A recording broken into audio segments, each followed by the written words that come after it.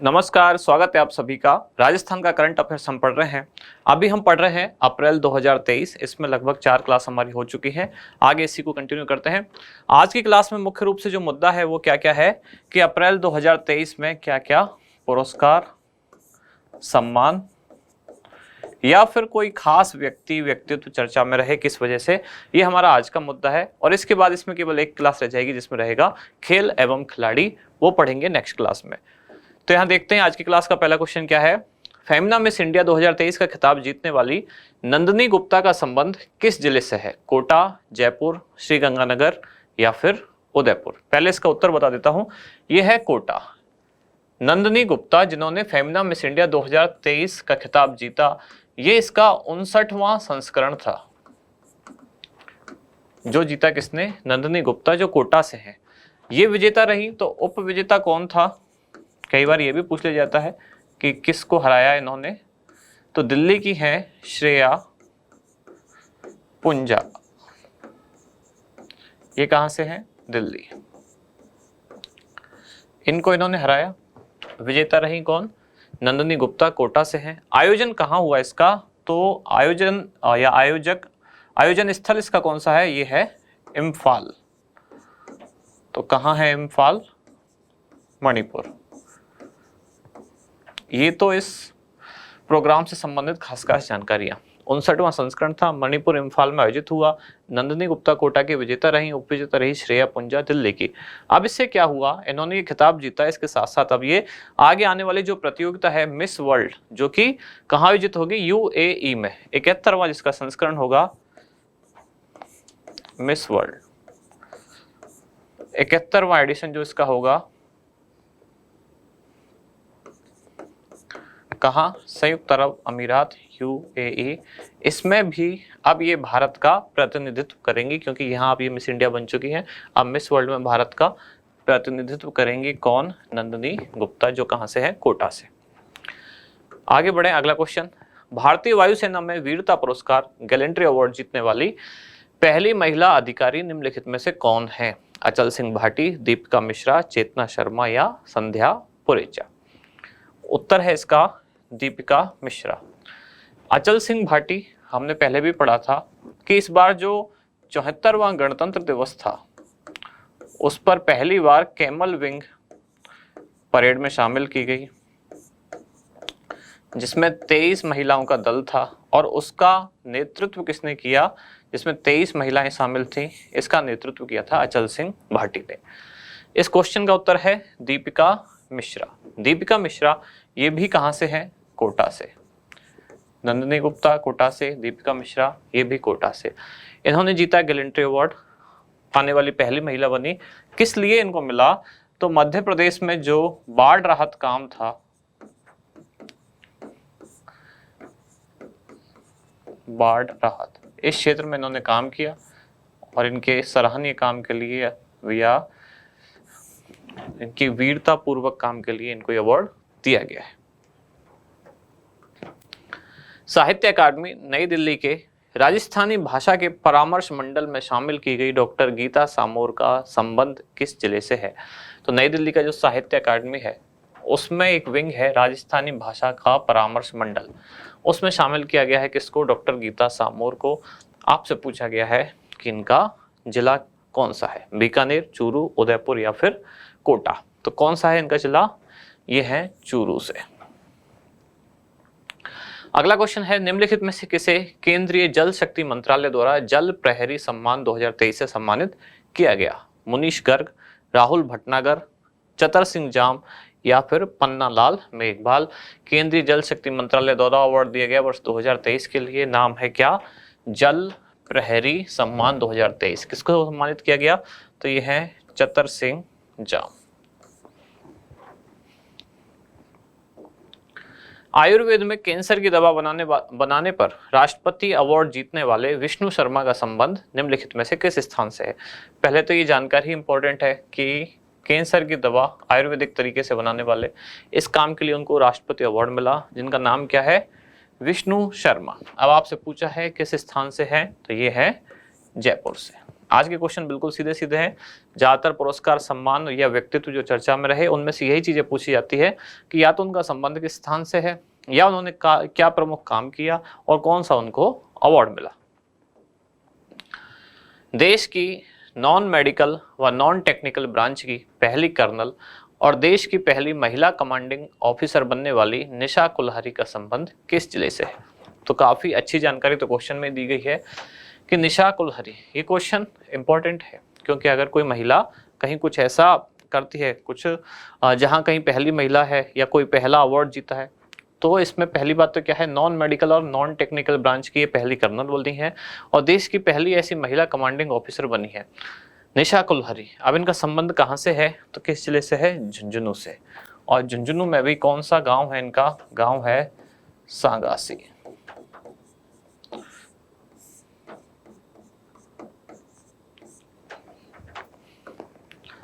कृषि यंत्र में नवाचार करने के कारण राष्ट्रपति द्वारा इनमें से किसे लाइफ टाइम अचीवमेंट पुरस्कार से सम्मानित किया गया। किशनलाल सुथार, भंवरलाल बैरवा, गोपाल सैनी या फिर सुरेंद्र अवाना। उत्तर है इसका किशनलाल सुथार। क्या किया इन्होंने, इन्होंने ट्रैक्टर से चलने वाला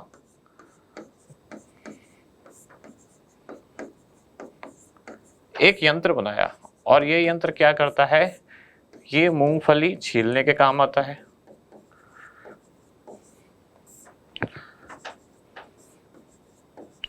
और ग्राइंडिंग यानी कि उन्हें पीसने के काम आता है।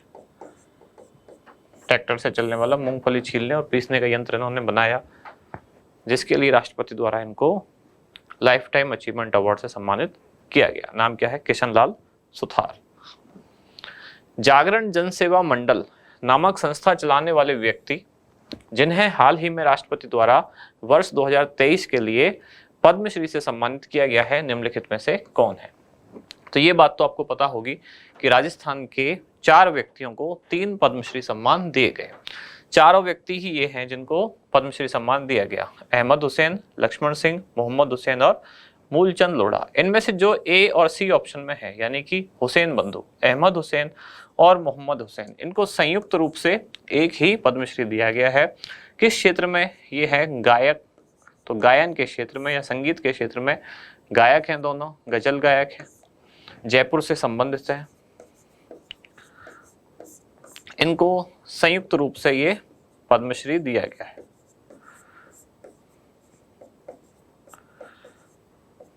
अब बचे बाकी के 2, कौन कौन, लक्ष्मण सिंह और मूलचंद लोढ़ा।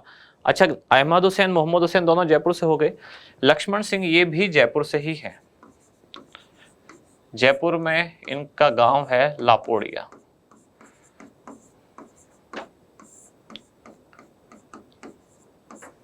इनको किस क्षेत्र में दिया गया, इनको सामाजिक कार्य या समाज सेवा के क्षेत्र में, आप कह सकते हैं सामाजिक कार्य के क्षेत्र में दिया गया।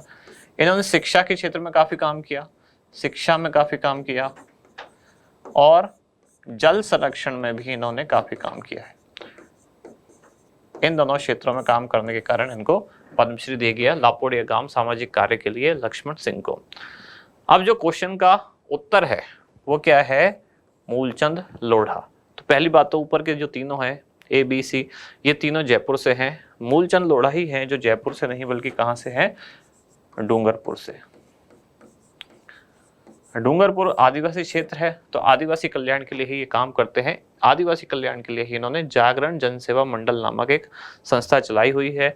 मूलतः ये चिकित्सा के क्षेत्र में काम करते हैं। कई सारे इन्होंने नेत्र चिकित्सालय खोले हैं, इसीलिए इनको भी किस क्षेत्र में, तो इनको भी सामाजिक कार्य के क्षेत्र में ही ये अवार्ड या पद्मश्री से सम्मानित किया गया है। राजस्थान के 4 व्यक्तियों को 3 पद्मश्री। ये पूछा जाए कितने व्यक्तियों को, तो 4 है। कितने पुरस्कार, तो 3, 4 व्यक्ति और 3 पद्मश्री। आगे बढ़े, अगला क्वेश्चन। निम्नलिखित में से किसे राज्य स्तरीय फ्लोरेंस नाइटिंगेल अवार्ड से सम्मानित किया गया। ऑप्शन है आपके दीपिका हाजरा, प्रेम सिंह मीणा, सुनीता छाबड़ा या सियाराम चौधरी। क्वेश्चन का उत्तर क्या है, प्रेम सिंह मीणा। अब बात आती है फ्लोरेंस नाइटिंगेल अवार्ड क्या होता है, किस क्षेत्र में दिया जाता है, तो ये नर्सिंग के क्षेत्र में दिया जाता है।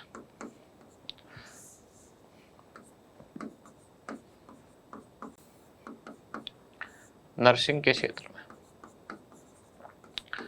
फ्लोरेंस नाइटिंगेल नर्स ही थी। इन्होंने युद्ध के दौरान मरीजों की सेवा की। इनको फ्लोरेंस नाइटिंगेल को एक दूसरा उपनाम भी इनको कहा जाता है, लेडी विद द लैम्प, यानी कि उस दौरान रात के समय ये लैंप लेकर जाती थी जब लाइट नहीं थी, और मरीजों की सेवा अंधेरे में या उनके घावों की मरहम पट्टी युद्ध के दौरान जो घायल सैनिक थे, तो यानी काफ़ी इन्होंने सेवा का काम किया नर्सिंग के क्षेत्र में। तो नर्सिंग क्षेत्र का ये पुरस्कार है फ्लोरेंस नाइटिंगेल अवार्ड, जो दिया गया है किसको, प्रेम सिंह मीणा को। ये कहाँ कार्यरत हैं, तो ये दौसा जिले में कार्यरत हैं, दौसा के चिकित्सालय में।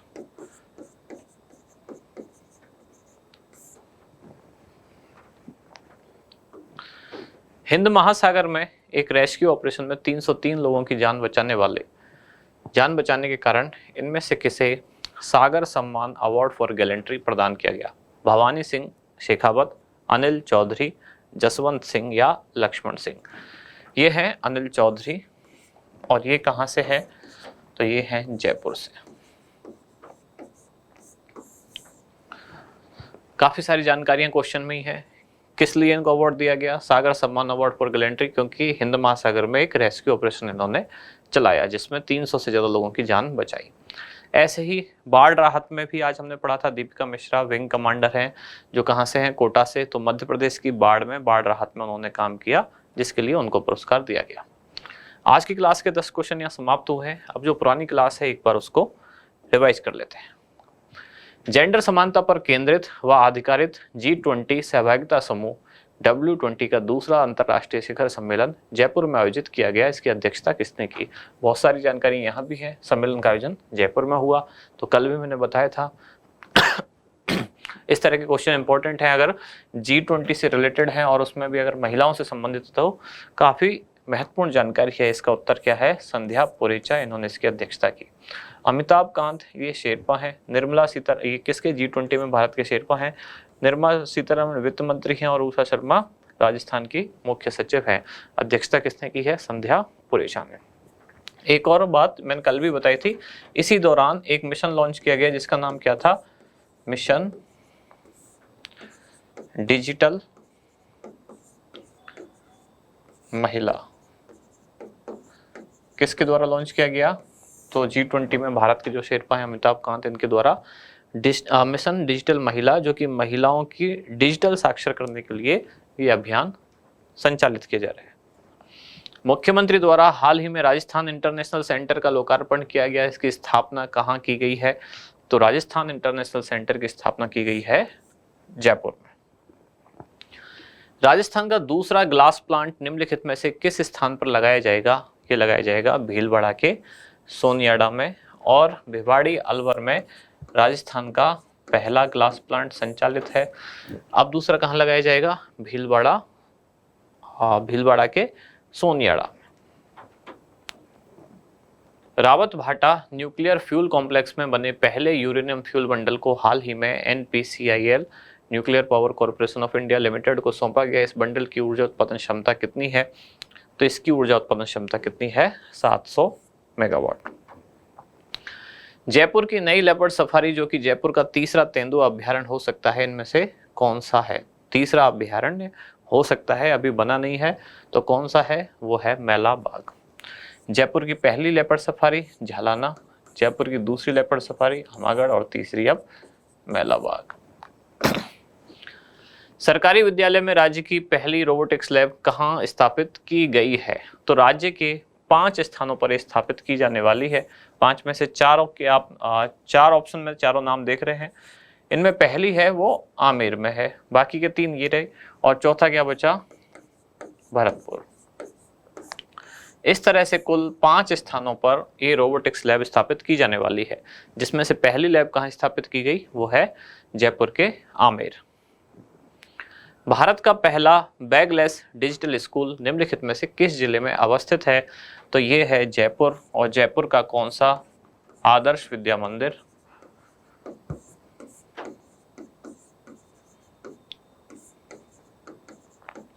ये पहला बैगलेस स्कूल बना है या डिजिटल स्कूल बना है। 2 संस्थाओं के द्वारा कार्यरत प्रोग्राम है, कल भी मैंने बताया था। कौन कौन सी 2 संस्थाएं हैं? एक तो है आश्रय संस्था, और आश्रय संस्था के साथ एडुफ्रंट, इन दोनों के द्वारा एक प्रोग्राम संचालित है और प्रोग्राम का नाम क्या है?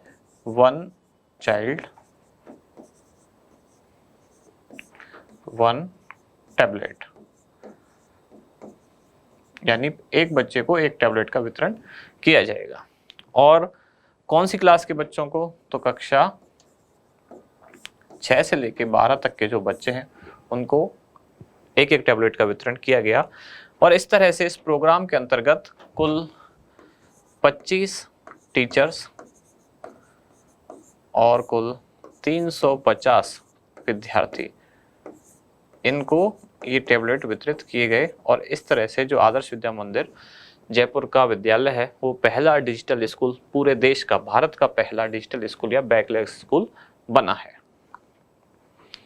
हाल ही में रक्षा मंत्रालय द्वारा देश की 62 सैन्य छावनियों को समाप्त करने का निर्णय लिया गया। इनमें राजस्थान की कौन सी सैन्य छावनी शामिल है? तो कौन सी सैन्य छावनी शामिल है? अजमेर की नसीराबाद।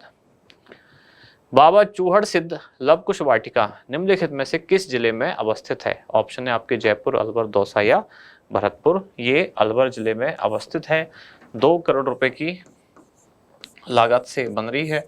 और जो सामाजिक न्याय एवं अधिकारिता मंत्री हैं, कौन है? टीकाराम जूली, उनके द्वारा इसका उद्घाटन किया गया। पानी की गुणवत्ता मापने हेतु इनमें से किस या किन झील या झीलों पर जल गुणवत्ता मापन यंत्र स्थापित किए जाएंगे? पिछोला, फतेह सागर और उदय सागर। ये तीनों ही उदयपुर की झीलें हैं और तीनों में ही 3 झीलों को चुना गया जहां जल गुणवत्ता मापन यंत्र की स्थापना की जाएगी। यानी इसका ऑप्शन क्या होगा? ए, बी और सी, यानी कि 1, 2 और 3, यानी कि विकल्प डी, यानी सभी इसमें शामिल होंगे। इसके साथ ही कल की आज की क्लास दोनों समाप्त होती है। अब इस क्लास में केवल एक चीज बची है। क्लास में कहने का मतलब अप्रैल वाले जो कंटेंट है इसमें एक ही चीज बची है। अब अभी तक हमने सब कुछ इसमें पढ़ लिया, जैसे कि योजनाएं, कार्यक्रम, नीतियां, अभियान, रिपोर्ट, सूचकांक, प्रमुख व्यक्तित्व, निधन, पुरस्कार, सम्मान, ये सब हमने पढ़ा। अब इसमें केवल एक ही टॉपिक बचा है। कौन सा? वो है खेल और खिलाड़ी। तो खेल एवं खिलाड़ी और इसके बाद बचता है कुछ विविध, वो अब पढ़ेंगे नेक्स्ट क्लास में। धन्यवाद।